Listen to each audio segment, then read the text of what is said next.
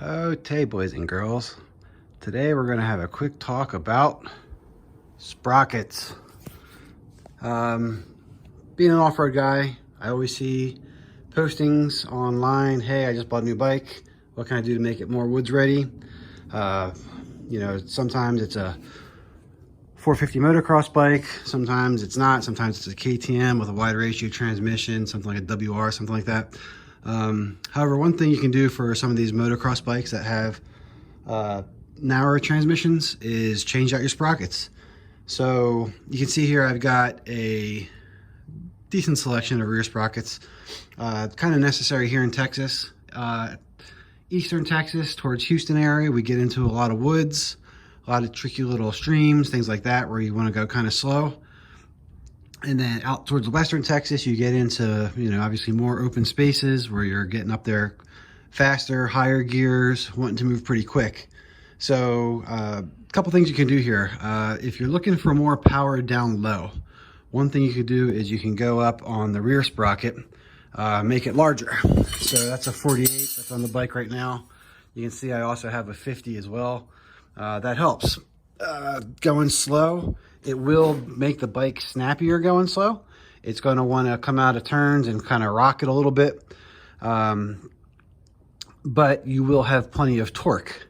If you're looking for more speed, which is what I do when I go out to West Texas, where there's the races, sometimes they're pretty technical, but they're also pretty open.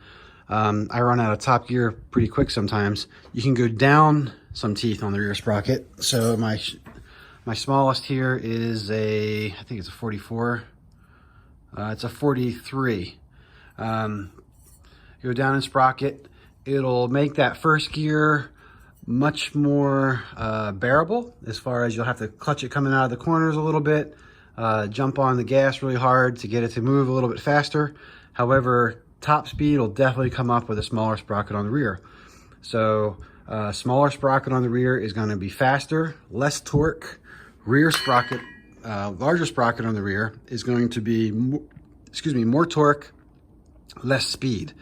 One trick it can do, I've got 4 rear sprockets here, but you can also play around with the front sprocket as well. One tooth change on the front is equal to 3 to 4 teeth changes on the rear. So, and it's reversed. So you want more torque, you go higher on the rear or smaller on the front. You want more speed, go smaller on the rear or higher on the front. Generally, you can only go down on the front, no smaller than a 12 tooth sprocket on the front. And actually that's really tight for 520 chain. So maybe a 13 tooth would be all you want to go down to. Rear, you know, you can go up and down as high as you want to go, as long as you have enough chain and enough adjustment for the chain as well. So that is my little spiel on sprockets for today. I want to thank Sunstar for our sponsorship for the 2020 season. As you can see, they've been helping out with a lot of the product going on this bike. My son KDX there is in the background. He doesn't have a Sunstar yet, but he will be as soon as he needs a new one. We're going to be filling him up with some Sunstar product as well. So hope this was helpful for you guys. If you have any questions, shoot a quick comment and we'll give you guys a quick answer. Take care. Ooh, baby, I like it raw. Yeah, baby, I like it raw. Ooh, baby, I like it raw. Yeah, baby, I like it raw. Shimmy, shimmy, y'all, shimmy, yeah, shimmy, yeah. Give me the mic so I can take it away. Off on the natural charge, bon voyage. Yeah, from the home of the Dodger Brooklyn squad. Wu-Tang Killer, bees on the swarm. Rain on your college ass disco dorm. For you to even touch my skill, you gotta go to one killer bee, and he ain't gonna kill now.